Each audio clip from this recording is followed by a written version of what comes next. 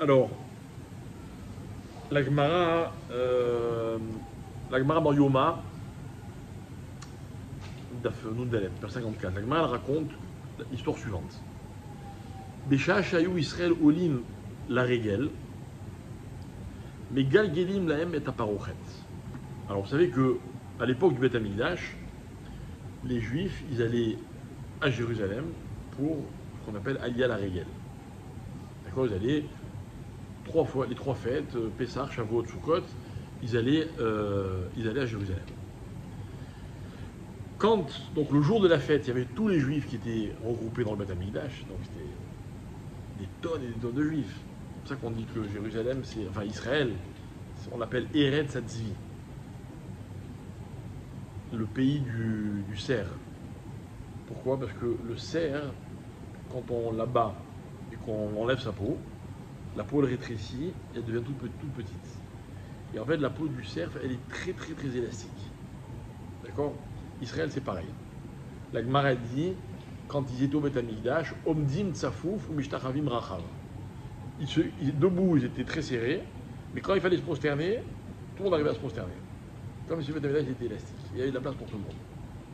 Donc la Gemara, elle dit, au moment où il y avait tous les Juifs dans le Beth Amikdash, ils ouvraient le rideau qui sépare le Kodesh du Kodesh à Kodeshim, le Saint du Saint des Saints, d'accord? Umarim lahem et akiruvim sheayu meurim zebazim. Et donc les gens, ils pouvaient apercevoir de là où ils étaient les kiruvim, les fameux chérubins, qui étaient en fait sur le Haron, là où il y avait la Torah, qui est à l'intérieur du Kodesh à Kodeshim, et ils voyaient que les kiruvim, ils étaient littéralement enlacés l'un dans l'autre. Meurim zebazim. Et sur ce enlacé-là, il y a plusieurs images, plusieurs explications, dont une qui dit que Meurim, c'est pas seulement enlacé, c'est comme un couple dans l'intimité. D'accord? Donc ils étaient un dans l'autre. Comme ça, elle dit la Gemara. Veomrim lahem, et donc on montrait ça aux Juifs, on leur disait Re'u chibatrem nifnei makom ki chibat zachar venekeva. Regardez l'affection que Hachem a pour vous, comme l'affection entre un homme et sa femme. D'accord? La Gemara continue un peu plus tard et elle dit Amar Resh Lakish Besha shenichnesu nochrim la echal. Lorsque les goyim sont rentrés dans le Beth Amikdash et donc ils ont tout détruit.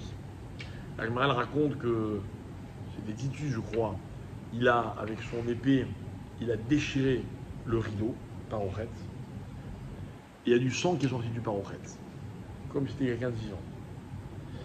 Et quand il a enlevé le parochet, qu'est-ce qu'ils ont vu? Les kérouvim. Ok? Raou kérouvim, meurim zébazé. Il les a vus, les deux enlacés, comme on l'a dit tout à l'heure. Ok? Alors j'explique, avant de continuer. Dans un autre texte de la Gemara, dans Baba Batra, la Gemara elle dit, elle ramène deux chachamim, Rabbi Yochanan et Rabbi Elazar. Rabbi Yochanan il dit que les kérouvim, ils étaient tournés l'un vers l'autre. D'accord? C'était deux anges qui avaient la forme, l'apparence d'enfants, en or massif, et ils avaient les ailes déployées, et leurs ailes se touchaient. D'accord? Donc comme une espèce d'arc. Et là, il y en a un qui dit, donc Rabbi Yochanan dit, ils étaient tournés l'un vers l'autre. Vechad Amar et Rabbi Elazar, il dit non, Penehem la baït. Ils étaient en fait tournés, leur visage, ils ne se regardaient pas, ils regardaient l'intérieur du Echal, du Kodesh à Kodeshim. D'accord? La Gemara demande question sur l'un, question sur l'autre, etc. La Gemara dit non, en fait, voilà comment il faut comprendre. Les deux ont raison. L'Okacha, ce n'est pas une question. Mais chacun y parle d'une autre situation. Kan, Bisman, chez Israël, Osim, Retourno, Shel Makom. Kan Bisman chez En Israël aussi Mretsono Shel Makom. Il y en a un qui parle de ce qu'il y avait dans le Kodesh à Kodeshim quand les Juifs faisaient la volonté de Dieu, et un autre qui parle quand les Juifs ne faisaient pas la volonté de Dieu. En d'autres termes, quand ils faisaient la volonté de Dieu, donc Dieu était content, donc ils se regardaient comme le peuple juif et Hachem. Quand ils ne faisaient pas la volonté d'Hachem, alors il y avait un miracle, c'était l'or massif. Les têtes, elles se tournaient, elles ne se regardaient pas, comme si Dieu et Israël, ils ne se regardaient pas. D'accord? Donc, à plus forte raison, tu l'as. À plus, voilà, Khazak, bravo. À plus forte raison, si on dit que c'est pas seulement qu'ils se regardaient. Bon, Parfait. donc tu l'as vu, tu l'as bien vu. Merci pour l'illustration. C'est toujours intéressant. Hein. Bien sûr. Bien sûr. Bah, le reste, on verra une autre fois. Donc, à plus forte raison, si on dit qu'ils n'étaient pas seulement tournés l'un vers l'autre, ils étaient carrément enlacés l'un avec l'autre. D'accord? Alors, revenons à notre histoire. Resh Lakish, il disait, quand ils sont rentrés pour détruire le Beth Amikdash, ils sont rentrés dans le Kodesh HaKodashim. Qu'est-ce qu'ils ont vu? Comment étaient les Kérouvim? Normalement, comment ils auraient dû être? C'est pareil. C'est pareil, pas tourner l'un vers l'autre. Or là, ils étaient Meourin Zébazé. Au Tsioun, qu'est-ce qu'ils ont fait? Nos ennemis, ils ont pris les Kérouvim. Au Tsioun, la chouk, ils ont mis sur la place publique, Véamrou, et ils ont dit Israël, Alalou, ce peuple-là de juifs, chez Birkatan Bracha, ou Vekilatan Klala, dont la bénédiction est une bénédiction, la malédiction est une malédiction. Ils ont voulu parler du pouvoir du peuple juif. Yaskou Bedvarim Alalou, dans leur saint des saints, c'est ça qu'ils ont. Genre, c'est ça leur symbole. Un homme et une femme qui sont enlacés ou pire. Miyad Izilum, ils les ont encore plus méprisés. Comme il est dit, Kol Mechabdea Iziloua Kiraou Ervata, comme dit le passage dans Echa, tous ceux qui les respectaient les ont méprisés parce qu'ils ont vu la nudité du peuple juif, ou la nudité de Jérusalem. Ok? Donc la Gemara dit, c'est quoi la nudité? C'est en fait ce couple de Kérouvim qui était enlacés, ou qui était même carrément dans l'intimité comme un couple. Ok? Bien. La Gemara demande, la Gemara dit, mais pourquoi? Ça veut dire quoi l'expression? Qu'est-ce qu'ils ont dit? Ils ont dit, le peuple juif dont la bénédiction est bénédiction, la malédiction est malédiction, c'est ça qu'ils font dans leur Kodesh HaKodashim. C'est tout ce qu'ils ont trouvé à dire sur les juifs. Aujourd'hui, on aurait dit les juifs qui c'est donneurs de leçons, ce peuple orgueilleux, je sais pas tout ce qu'on aurait. Voilà. Ou alors on aurait dit, ce peuple qui symbolise la morale ou la moralité, ce peuple qui respecte la Torah, c'est ça qu'ils font dans leur Kodesh HaKodashim, c'est ça leur Torah. C'est un rapport avec bénédiction, malédiction. Comme si c'est ça qui était spécifique au peuple juif. D'abord, je trouve l'idée magnifique. C'est-à-dire que les nations savaient déjà que ce qu'un juif béni est béni, ce qu'un juif maudit est maudit. Ok? Il y a encore des peuples de nos jours, comme par exemple le Maroc, où ce que disent les juifs est très important. Ok? Mais en fait, nous, on va essayer d'aller un petit peu plus loin. Donc, la deuxième question qu'on peut se poser, c'est quoi? C'est, la Gemara, elle a dit, apparemment, que de l'avis de tout le monde, quand les Juifs faisaient la volonté de Dieu, les Kérouvim étaient tournés l'un vers l'autre. Or là, au moment de la destruction de Jérusalem, les Juifs, ils avaient fait la volonté de Dieu ou pas? Eh ben non. Les Ramim, ils disent, il n'y a pas d'exemple, malheureusement, plus flagrant de ce que les Juifs ne faisaient pas la volonté de Dieu qu'au moment où le Beth Amikdash a été détruit. C'est-à-dire que c'est le summum de la colère de Dieu. Alors pourquoi les Kérouvim, ils étaient enlacés? Là, ils auraient dû être détournés l'un de l'autre. D'accord? La question, elle est super connue. Il y a plein de réponses. Il y en a une qui est ultra répandue. C'est celle qui dit qu'en fait, c'est comme un espèce de message d'espoir, comme un père qui punirait son fils et qui lui dirait, tu sais, c'est pas que je t'aime pas, je t'aime, mais il faut que je te punisse pour t'éduquer. Pareil, Dieu, il est très sévère avec Israël, mais en même temps, il dit, voilà, c'est pas parce que je t'aime pas. Bon, elle est très belle explication, moi, elle me suffit amplement. Mais dans la réflexion, on peut aller encore plus loin. Ok? Encore plus loin.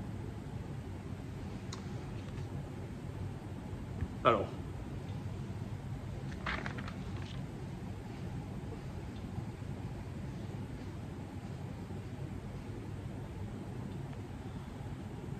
on va lire dans les textes de Tisha B'Av, on va lire un très beau texte. Les textes de Tisha B'Av, en général, on les lit un peu vite. Enfin, un peu vite. Il y a des airs et tout, et ça prend beaucoup de temps. Mais on les lit, on ne les comprend pas toujours. Moi, je m'efforce, là où je prie moi, je m'efforce à propos de certains textes, qui, bon, ils ne sont pas tous aussi évidents.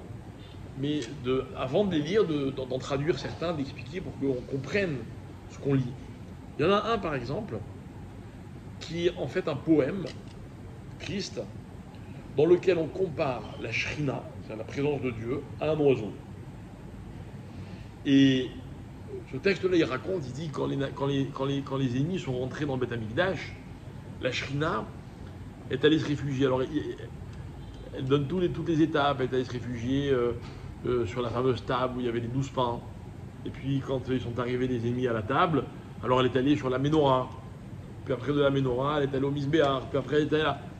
Et puis au bout d'un moment, il n'y avait plus où se réfugier. Donc la Shrina, comme un oiseau, elle s'est envolée et elle est partie. Ok ? En fait, c'est un concept qu'il faut intégrer, qui est très important. Ce concept-là, c'est que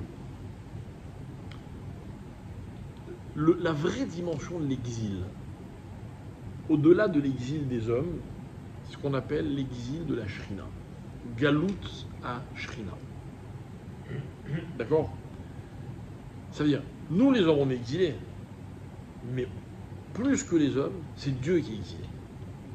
Dieu, il avait une résidence dans laquelle on venait le voir, dans laquelle il y avait une kedusha absolue que tout le monde respectait. Et puis un jour, il y a eu la destruction du Beth Amikdash, les Juifs sont chassés de Jérusalem et d'Israël, et bien Dieu n'a plus de résidence. D'accord ? Quand on est témoin d'une immoralité, le vrai drame, c'est quoi ? C'est que c'est Dieu qui souffre le plus. Normalement, la Shrina, la présence de Dieu, elle est partout dans le monde. Maintenant, quand il y a une immoralité flagrante, la Shrina, elle peut venir dans cet endroit-là. Non, elle est renvoyée. C'est comme si on lui dit, on ne veut pas que tu sois là. C'est comme si moi, je reçois du monde chez moi à la maison, puis au bout d'un moment, ils font quelque chose qui me déplaît fortement, mais je ne peux pas les empêcher. Donc, qu'est-ce qu'ils me disent ? Ben, si tu n'es pas content, sors. Et moi, je ne suis pas content, donc je vais sortir. Mais j'étais chez moi il y a une minute. Eh ben, tu n'es plus chez toi. Ça, c'est Galout Shrina. Ah, Tisha B'Av, on va pleurer. On pleure depuis des siècles et des siècles et des millénaires. Ok ?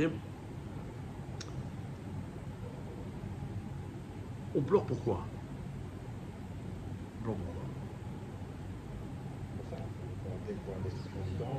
Mais est-ce qu'il nous manque vraiment le temple ? On est vraiment mal sur le Beth Amikdash, la vérité. Moi, à chaque fois que je donne un cours dans lequel je parle de la venue du Mashiach, de la reconstruction du Beth Amikdash, les gens ont des questions.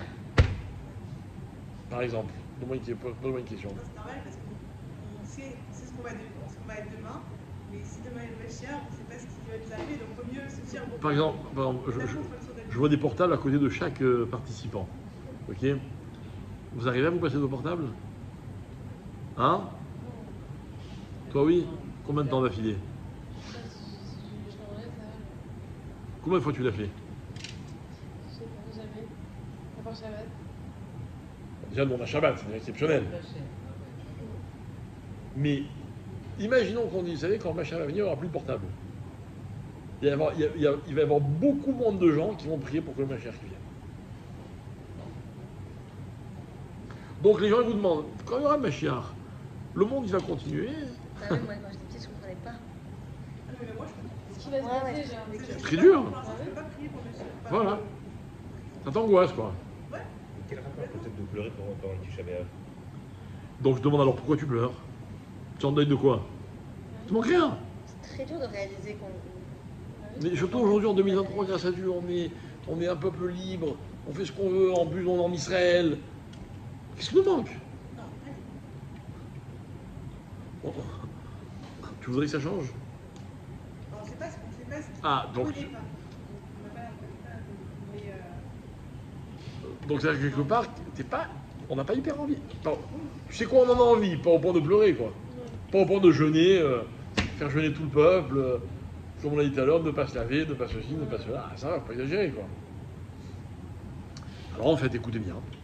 En fait, il faut comprendre une chose, c'est que tout ce qu'on fait, c'est pas pour nous, c'est pour la shrina. Ah, mais vous allez me dire, moi, la shrina, la vérité, je la connais pas. Alors je vais vous apprendre ce que c'est la shrina. Je vais vous apprendre ce que c'est la shrina. Il y a marqué dans la Gemara que depuis que le Beth Amikdash a été détruit, il y a plein de portes qui se sont fermées. L'une des portes qui s'est fermée, c'est les portes de la prière. On a tous prié pour des choses, on n'a pas été exaucé. N'est-ce pas? On a prié pour que ta malade guérisse, il n'a pas guéri. On a prié pour gagner au loto, on n'a pas gagné. On a prié pour... Tous fait des prières, ça n'a pas marché. Ok. Vous voulez que je vous donne un truc pour que ça marche, les prières? Voilà. Un juif, il n'est pas censé prier pour lui. Il n'est pas censé demander pour lui. Voilà, moi je vais aller voir Hachem, dire Hachem, donne-moi une grande parnassa. Ok. Hachem, il ne sait pas que je veux une grande parnassa. S'il ne m'a pas donné la parnassa que j'aurais voulu avoir, il a ses raisons. C'est pas qu'il n'a pas pensé. Je vais jouer au loto, je ne gagne pas. Dieu il sait très bien que j'ai fait la démarche, j'ai envie. Donc quand je demande, ça change quoi? Parce que je demande, Dieu va me donner. Donc on est tous d'accord que la prière, quelque part, c'est un peu normal qu'elle n'aboutisse pas toujours. Pour qu'une prière soit, ait toutes les chances d'aboutir, c'est-à-dire que ce soit une vraie prière, voilà ce qu'il faut. Il ne faut pas prier pour soi, il faut prier pour la shrina. Il faut dire Hachem, c'est pas pour moi, c'est pour toi.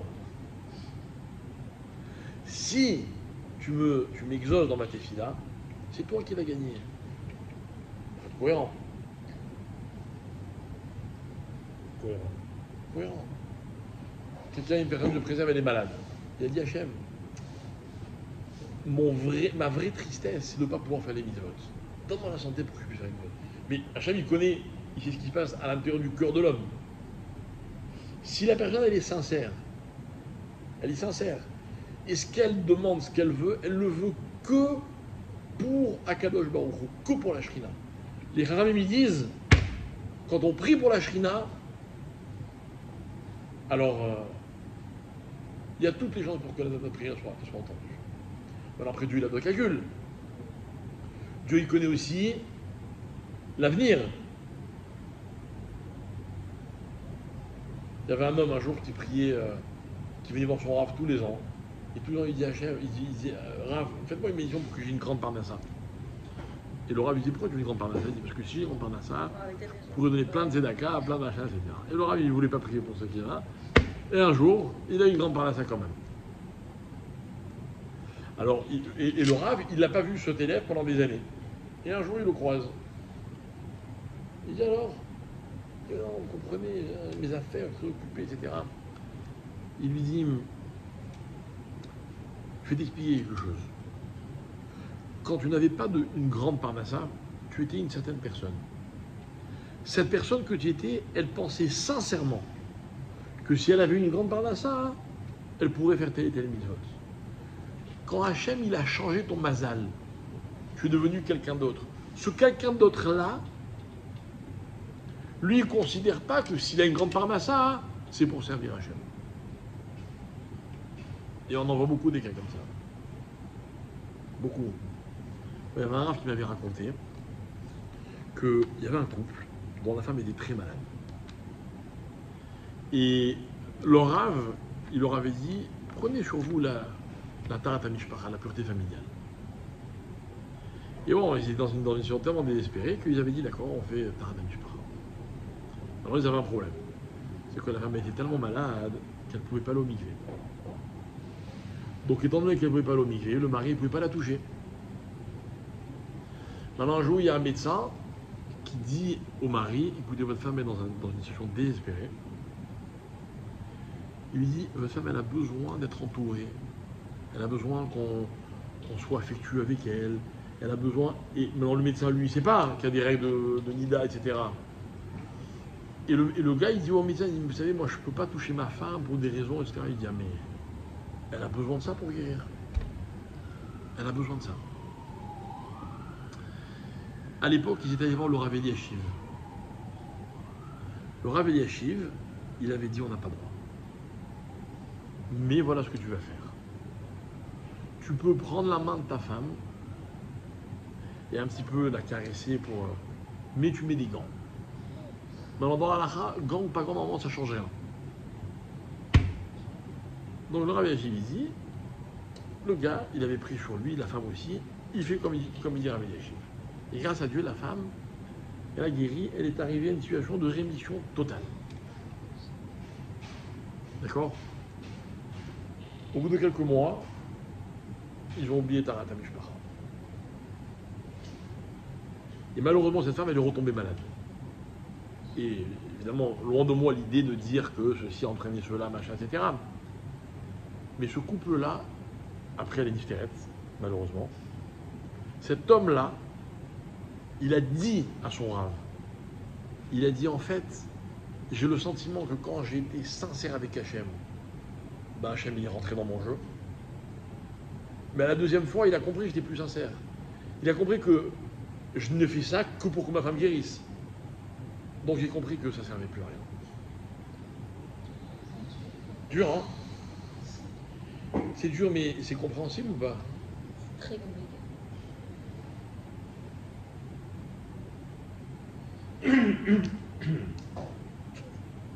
Bien sûr que c'est compréhensible. L'histoire moins. L'histoire, la trans. C'est terrible. Qu'est-ce qui est terrible?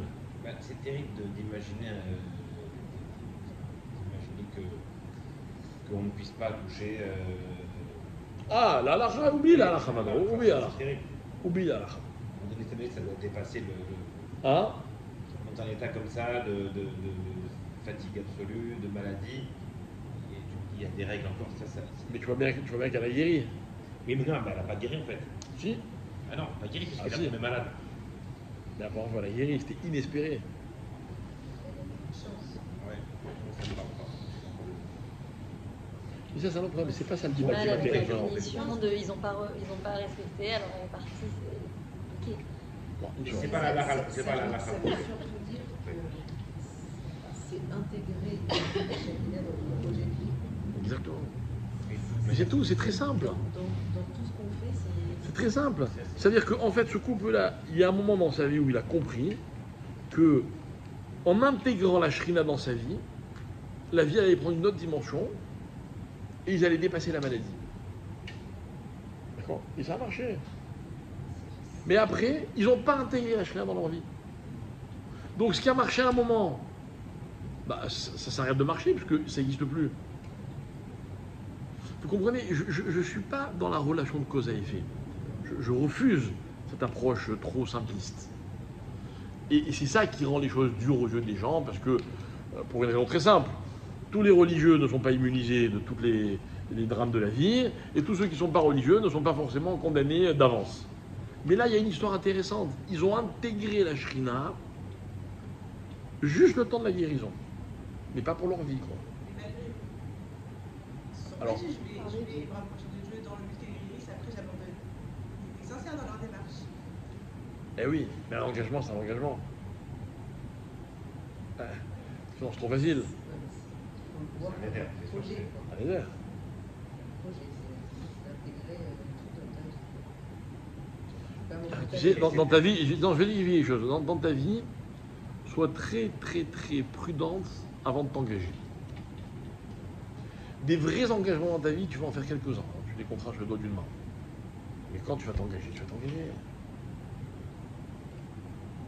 Un engagement, normalement, un engagement, il n'y a rien, quasiment rien, hein, qui peut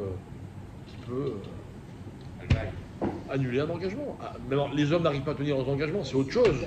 Mais l'engagement, il reste engagement. Sa problématique des couples, Voilà, par exemple. par exemple. Par exemple. À quel âge tu comptes te marier, à peu près?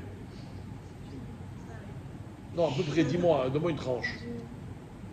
Entre 26 et 30. Entre 26 et 30. Donc ton mari va t'épouser, ok, tu seras jeune, fraîche, détendue, d'accord? Et dans 20 ans. Faut tout faire pour rester jeune, fraîche et détendue. Mais si tu n'y arrives pas, il y a des gens qui n'y arrivent pas. Alors ton mari, enfin pas toi, ça déjà, hein, mais un mari, il peut venir dire à sa femme, d'ailleurs une femme, hein, parce que c'est pareil, hein, kiff, hein.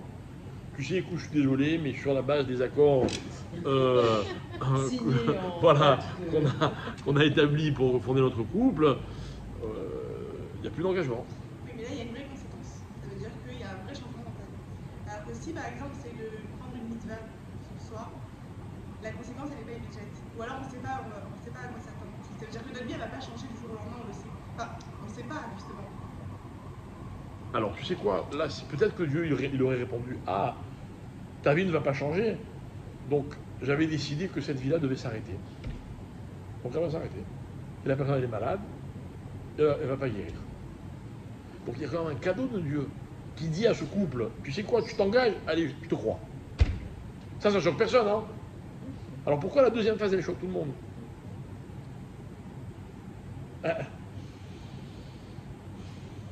Quand je prends l'exemple du mariage, que m'a dit Sandra, parce que le mariage, c'est un vrai changement dans la vie. Et c'est un vrai engagement. C'est un vrai engagement. Et d'ailleurs, la seule chose qu'on peut reprocher à un couple qui divorce, c'est quoi? C'est qu'ils se sont engagés. Ils ont des super raisons en général. Hein. C'est-à-dire, si on parle de façon rationnelle, ils ont toutes les raisons et les arguments pour que le couple il s'arrête. Mais moi je viens, je leur dis, mais vous êtes engagés. Moi un jour j'ai eu des enfants. Il n'y avait pas de rabbin à ce moment-là, au moment de la naissance, il n'y avait pas de ketouba, il n'y avait pas de... Mais je me suis engagé. Quand j'ai vu mes enfants la première fois, je dis voilà, c'est mes enfants, je vais les assumer, je vais faire tout ce qu'un père doit faire pour ses enfants. Mais mes enfants, ils ne m'ont pas toujours donné satisfaction. Ils n'ont pas toujours été comme je voulais qu'ils soient, et ils n'ont pas toujours incarné tous les espoirs qui m'ont, moi, motivé à m'engager. Mais je me suis engagé. Quand même, je suis engagé, je dois aller jusqu'au bout. Maintenant, l'exemple des enfants, il est un peu plus compliqué parce que, malheureusement, le monde est hypocrite, et il te dit, ah non, mais un père ou une mère, il ne peut pas s'engager de ses enfants. Mais si on est un peu plus honnête et franc, il peut y avoir des situations où les parents, ils aimeraient ne plus être engagés pour leurs enfants. Ils aimeraient dire à leurs enfants, maintenant, débrouille-toi, tu as fait tes choix, oublie-moi. C'est pas une question d'amour. D'ailleurs, même un couple, quand il décide de se séparer, c'est pas une question d'amour. Parce que, ou bien, il y a toujours des sentiments, seulement on les met de côté, ou bien il n'y a pas de sentiments, et s'il n'y a pas de sentiments, c'est qu'il n'y en a jamais vraiment eu. Et donc, finalement, leur mariage n'était pas basé sur des sentiments. Il était basé sur l'illusion d'un sentiment. Bref, notre sujet, c'est quoi? Notre sujet, c'est la place de la shrina dans nos vies. C'est-à-dire qu'en fait, la relation qu'un juif a avec la shrina, avec l'existence d'Hachem, c'est une relation qui est unique, qui est intime. Elle est tellement intime que Hachem, il peut changer la vie de quelqu'un sur la base de cette relation-là. Ok? Je vous dis encore autre chose. Tout à l'heure, on a parlé, avant de commencer le cours, on a parlé, est-ce que le peuple juif est un peuple comme les autres, pas comme les autres, etc. C'est quoi la vraie différence qu'il y a entre nous et les autres? C'est quoi la vraie différence? On a une religion, ils ont la leur, on a nos mitzvot, ils ont les leurs. Ok, on n'est pas identiques, mais plus ou moins les mécanismes, c'est les mêmes. C'est les mêmes. C'est quoi la vraie différence? La vraie différence, elle est dans la relation qu'on a avec l'existence d'Hachem, avec la Shrina. Je vais expliquer ce que je veux dire. Quand les Arabes prient, il faut que tout le monde le sache. Moi, j'étais aujourd'hui au Mont des Oliviers, sur la tombe de mon père, c'était la veille de Rosh Chodesh. J'étais en train de prier tranquillement. Il y a eu le muezzin qui s'est déclenché. Ok, je ne m'entendais même plus penser. Donc, qu'il me laisse tranquille, qu'il fasse leur prière, qu'il me laisse faire la mienne. Non, c'est comme ça. Quand les chrétiens prient, il y a des cloches. Quand nous on prie, il n'y a personne. On n'a jamais réveillé les gens volontairement. Dans tous les services du monde, il y a des gens des fois qui ont des pannes d'oreiller. On les laisse dormir. Parce que chez nous, la relation qu'on entretient avec Hachem, c'est une relation intime. Vous savez ce que c'est l'intimité? Je vais vous dire ce que c'est l'intimité. Un jour, j'ai demandé dans un cours. J'avais dit que quand un couple s'aime, c'est normal qu'ils expriment leur affection, n'est-ce pas? Et vous avez déjà vu, vous, un rabbin embrasser sa femme en public? Je parle d'embrasser, quoi. Hein, pas... Vous avez déjà vu, vous? Pourquoi? Il y a quelque chose de mal? Mais un rabbin, il ne le fera jamais. Pourquoi? Parce qu'on va nous apprendre que la relation qu'il y a entre un homme et une femme, elle est tellement précieuse qu'elle ne peut pas être visible. Or, dès le moment où ce qui n'est pas censé être visible devient visible, on n'est plus dans la réalité de la chose. C'est un peu comme si on me jugeait sur mes apparences. Tant que tout va bien, ça me fait plaisir. Si je suis un beau gosse et que tout le monde m'admire physiquement, et qu'on dit de moi que je suis le plus beau, ça va me faire plaisir. Mais si ce n'est pas le cas, et qu'on me juge sur mon physique, ça va me déranger. Et en fait, pourquoi ça va me déranger? Parce que je ne suis pas ce que vous voyez. Ce que vous voyez, c'est rien. Ce n'est pas le reflet de la réalité. Eh bien, c'est pareil. Un sentiment, dès qu'il est visible, par les autres, hein, je parle, ben, il est dénaturé. Parce que ce que les autres peuvent voir n'est pas la réalité qui existe dans cette relation. C'est-à-dire que si moi je vois deux couples qui s'embrassent, qu'est-ce que je vais me dire? Ah ben les deux ils s'aiment de la même manière. Or en fait, chacun éprouve des sentiments tellement différents. Tellement différents. Il y a une spécificité unique dans la relation entre chaque couple. Chaque couple. Est-ce qu'un couple considère que les autres peuvent comprendre la vraie relation qu'il a avec son conjoint? Impossible. Mais si je le montre, donc je montre des similitudes avec d'autres, donc ce n'est pas du tout la nature de ma relation. Donc entre Hachem et le peuple juif, si on fait ce parallèle, il y a une intimité qui ne peut pas être visible. N'est-ce pas? Si elle est visible, on a un problème. Alors regardez. Il y a des haramim qui vont expliquer l'histoire que je vous ai racontée. Les ennemis du peuple juif rentrent dans le Beth Amikdash, pénètrent dans le Kodesh HaKodashim et y voient les kérouvim enlacés ou accouplés. Ils prennent les kérouvim et ils les mettent sur la plage publique et ils montrent à tout le monde. Et là, il va se passer quelque chose de très grave. Écoutez bien ce qui va se passer. Il va se passer que le monde va s'initier dans la relation qui existe entre Israël et Akadosh Baruch Hu. Et le véritable exil, mes chers amis, c'est celui-là. C'est quand on vide la relation de son intimité. C'est comme si, par exemple, voilà, moi j'ai connu un couple, et malheureusement le mari était en prison. Il a fait plusieurs années de prison, peu importe pourquoi. Et bon, je les ai accompagnés pendant un certain temps, pour plusieurs raisons. Et j'avais une peine que je ne peux pas décrire, tellement elle était grande cette peine. Mais vous savez ce qui me faisait le plus de peine? C'est qu'il faut savoir que quand quelqu'un de préserve est incarcéré dans une prison, ok, l'autorité pénitentiaire gère sa vie de A à Z. De A à Z. Ok.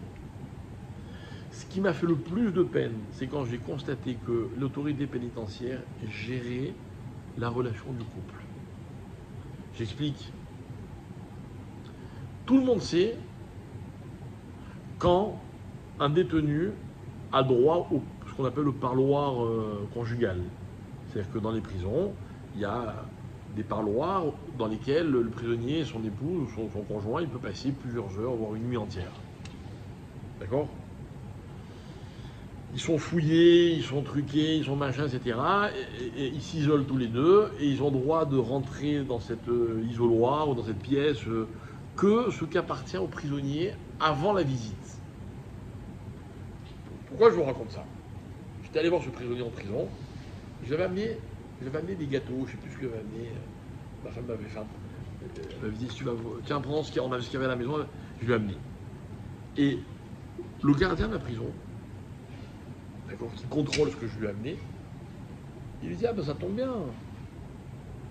Comme tu as le parloir conjugal la semaine prochaine, et que tu n'as plus rien, qu'apparemment c'est très contrôlé, combien ils ont le droit d'acheter, de friandises, de gâteaux, de machins, etc. Et lui, il avait atteint son seuil avant de savoir qu'il allait avoir droit à un parloir conjugal, donc il n'avait rien à offrir à sa femme. Et donc ce que je lui ai amené, il lui dit, ben c'est bien, garde-les comme ça. Et le prisonnier m'a expliqué, il m'a dit, quand on reçoit notre conjoint et qu'on n'a rien à lui offrir, c'est une frustration terrible. Donc il était hyper reconnaissant de quelques gâteaux que je lui avais amenés. Mais moi, quand j'ai amené les gâteaux, je ne pouvais pas imaginer la dimension que ces gâteaux ils allaient avoir. Mais ce qui m'a déprimé, mais vraiment, chaque fois que je suis allé en prison, pour des prisonniers, je suis ressenti anéanti. C'est de voir comment la prison gère la relation du couple. De telle heure à telle heure, si tu es pas sage, on t'enlève le parloir, si ceci, tu ne peux pas parler à ta femme, horrible, horrible. C'est-à-dire qu'on vide en fait la relation de son intimité. C'est un cauchemar. C'est le summum de la galoute, de l'exil. L'histoire que la Gemara raconte, c'est l'histoire la plus révélatrice du drame que le peuple juif a vécu et continue de vivre. C'est que notre relation avec Dieu devient un sujet même chez les nations. Les nations disent, ah, ceux-là, là, capables de bénir et de maudire, genre, il n'y a pas plus intime avec Dieu que de pouvoir dire à Hachem, celui-là bénis-le, celui-là maudis-le. De dire à Hachem quoi faire, quoi. Vous avez vu sur quoi est basée leur relation? Regardez ce qu'ils font dans leur Kodesh HaKodeshim, dans le Saint des Saints. Lorsque les Juifs réalisent que cette image-là, on la met sur la place publique, ils comprennent ce que c'est l'exil, leur exil d'abord, et l'exil de la Shrina.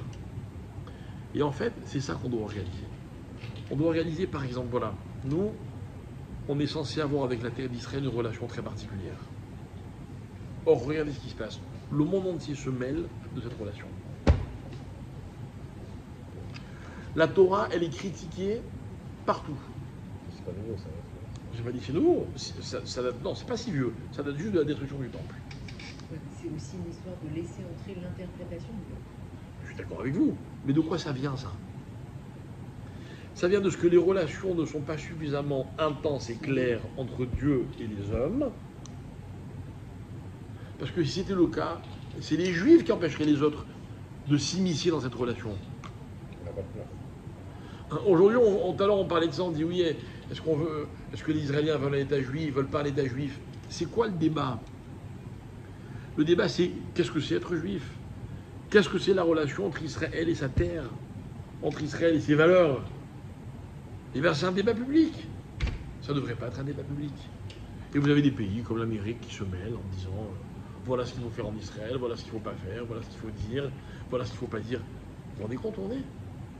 C'est ça l'exil. Le plus grand constat d'échec des Juifs,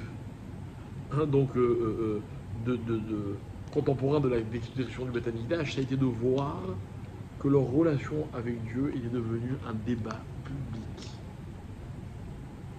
D'ailleurs, depuis, à quoi on assiste? On autorise les Juifs à faire la Torah, on ne les autorise pas. À cette époque, rappelez-vous, il y a l'histoire de Rabbi Akiva qui enseigne la Torah. Ah ben, on le condamne à mort à cause de ça.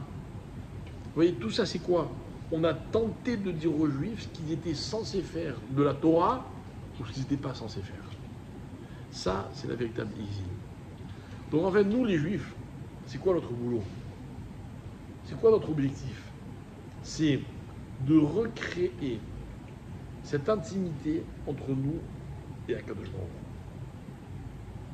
Et si moi demain j'ai une prière à faire, parce que je veux, la question que je peux me poser et que je peux soumettre à Dieu, c'est Si Hachem m'accorde telle ou telle chose, est-ce que l'intimité entre le peuple juif, entre moi, juif, et Hachem, elle va se trouver bénéficiaire de ça ou pas? Si ce n'est pas le cas, Hachem n'a aucun intérêt d'exaucer ma prière. Si c'est le cas, Hachem il a intérêt à exaucer ma prière. Vous voyez? C'est fou. Mais c'est ça le débat entre l'homme et Dieu. À l'homme de convaincre Hachem qu'il a intérêt à lui accorder ce qu'il demande. Mais pour ça, il faut que l'homme soit très convaincu. Voilà pourquoi quand on va voir un grand tzaddik, on lui demande une bracha, parce que lui, quand il va nous faire une bracha, c'est pas pour nous qu'il va la faire la bracha. Non, il aime les juifs. Mais lui, il va savoir si, en demandant ceci à Hachem, très guillemets, excusez-moi l'expression, est-ce qu'Hachem il a un intérêt dans cette démarche-là? Quand on demande un conseil à un rave, le conseil du rave, ça va être quoi? Moi, il n'y a pas longtemps, un couple vient me voir, quelqu'un me voit, me dit voilà, je sors avec une personne, est-ce que vous me conseillez de me marier ou pas? Je sais, moi. Mais il faut une réponse. Ma réponse est très simple. Si votre. Parce qu'il y en avait un qui était beaucoup plus religieux que l'autre. Si ensemble vous pouvez évoluer dans la Torah, oui, vous vous mariez. Si ensemble vous ne pouvez pas évoluer dans la Torah, parce qu'il y en a un qui va freiner l'autre, et au lieu d'avancer, on va reculer, reconsidérez bien votre question. Enfin. C'est clair, je ne l'ai pas inventé, c'est marqué dans tous les textes. Donc maintenant, pour moi, en préparant ce cours, cette Guémara, elle prend une nouvelle dimension. Je la connaissais l'histoire ils ont mis ça sur la page publique, et ils se sont moqués. Bon, alors nous, ça nous fait mal qu'on se moque de Hachem, etc. Mais c'est beaucoup plus profond que ça. C'est que la relation avec Hachem, qui était censée être intime entre lui et nous, elle est devenue publique. Publique. Vous savez, on parle beaucoup de tzniout. Alors nous, en général, la tzniout de base, c'est se couvrir, pas se couvrir. Mais la tzniout, c'est beaucoup plus que ça. La tzniout, c'est tout ce qui, pour un individu, a tellement de valeur que ça ne doit pas concerner les autres.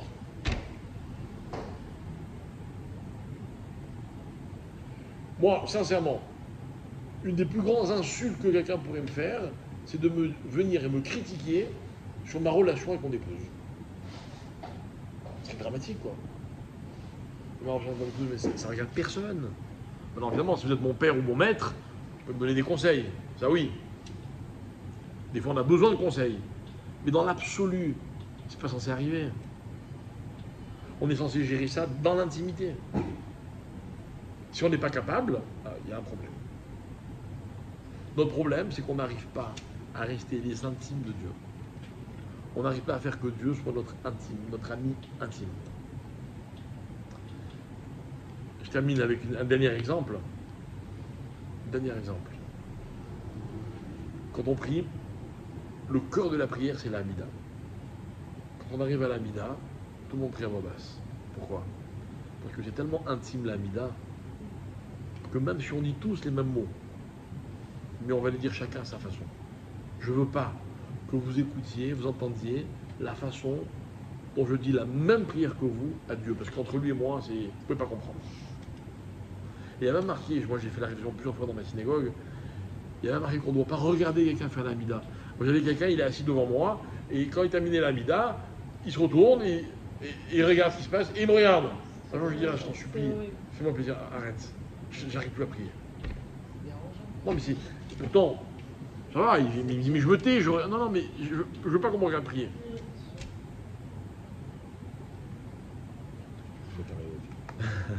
Voilà ce que c'est Tisha B'Av. Tisha B'Av, on pleure d'avoir perdu cette intimité avec Dieu. Alors ne vous cassez pas la tête, comment ça va être, le Mashiach, tout ça c'est des faux problèmes. Ça va être bien. Ça va être bien. C'est très intéressant aussi de dire que c'est pas une relation de cause à effet. Alors oui, parce que c'est trop simple. Ah ben évidemment. Et que finalement... Tous ceux qui feraient les mitzvot seraient heureux, machin. En fait, et que même quand tu fais pas les mitzvot, même quand tu fais une avéra, de rester dans cette connexion à Hachem. De parler en disant, ok, d'accord, j'ai peut-être fauté, j'ai fait ça, mais en tout cas que le lien soit encore là, en fait. Bravo. C'est ça, en fait, Hachem. Bravo. Et c'est ce qui permet à un homme de faire teshuva d'ailleurs. Et c'est pour ça que même quelqu'un qu'on voit fauter, il ne faut pas le juger. Pourquoi il ne faut pas le juger? pas seulement une question, on va dire, sociale ou relationnelle. Il ne faut pas lui donner le sentiment qu'à cause de sa faute, l'intimité de sa relation ou l'intensité, elle a changé. Et si on arrive à le convaincre que c'est resté au même niveau, il a toutes les chances de vouloir faire échouer et de réparer sa faute. Voilà. Exactement.